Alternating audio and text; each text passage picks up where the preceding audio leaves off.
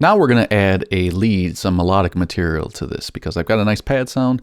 Now I want to start create more to this song. So I'm going to hit Group C and just again only use a single instance of a virtual instrument here. And now instead of using Native Instruments products, I'm going to use a different product from an NKS, a Native Control Standard instrument setup here. So for instance, I love Yuhi and I love this Repro 1, which is a beautiful synth. Let's take it off bowed strings and search for a sound. So even NKS third-party libraries are set up with this sound browser. I'm going to go ahead and load in this soft cassette. I know I really like this sound. Okay, so one thing to mention about the NKS products, let's go ahead and edit here and open up this instance of Reaper 1. Look how many controls are on here, and again, it's mapped out just like you would expect.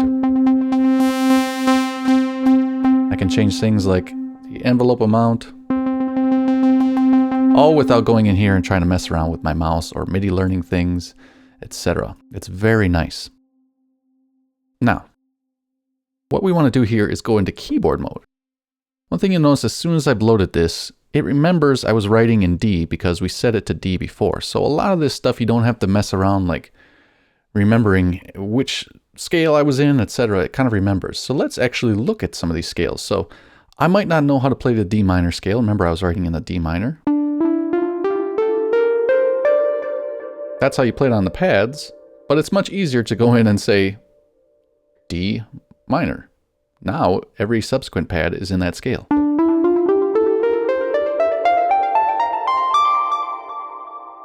Which is beautiful. I have a lot more control over what I want to do.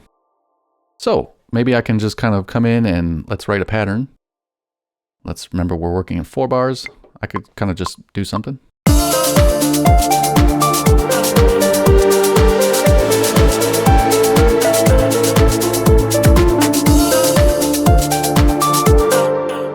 You can easily play and be constrained and not hit any wrong notes. I'm going to clear that out. And instead, I'm going to write an arpeggiated line. So we're going to go in and hit note repeat. When you're in keyboard mode, note repeat basically turns into the arpeggiator mode. And so now, by default,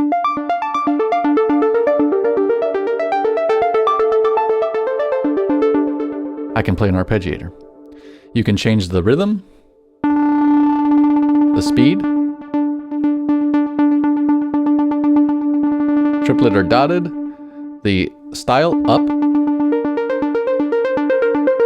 down, up and down, or the order played, one of the ones I like, so whatever. It remembers which note you hit subsequently at what time. You have some sequences here which will play basically preset rhythms.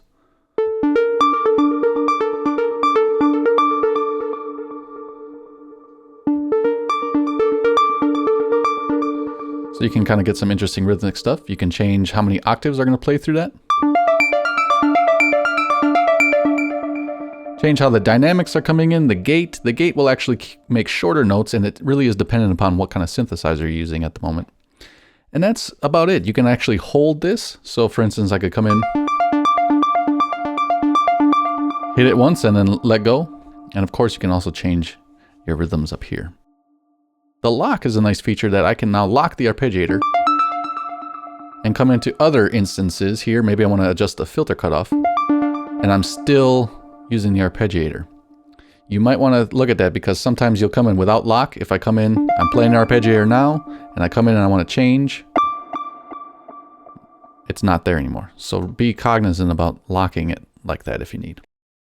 So let's go ahead and just try some patterns and come up with a melody.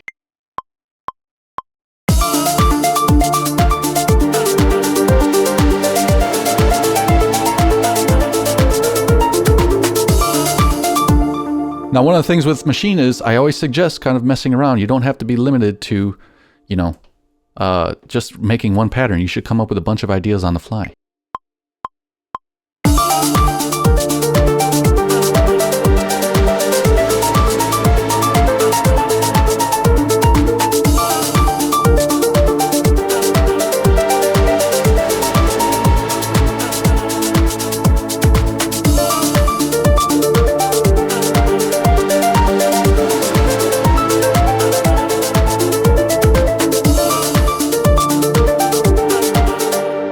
kind of like that last one. Let's go ahead and adjust the synthesizer a bit more.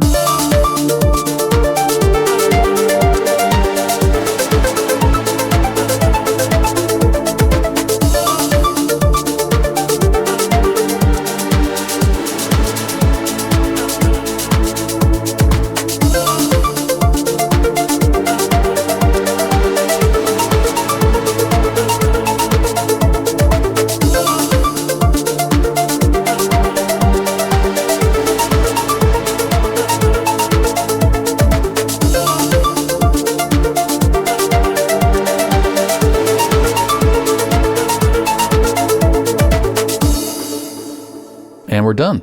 You can always go in after the fact and come into, for instance, pattern and events. And now maybe you want to actually change some stuff. So we can actually come here and arrow over, and maybe you want to actually, like that note I don't like, or this note I don't like, and I kind of want to adjust it. Again, now I can kind of go up and down semitones, or just fully go in and raise it an octave. Whatever you want to do, you can do further editing again.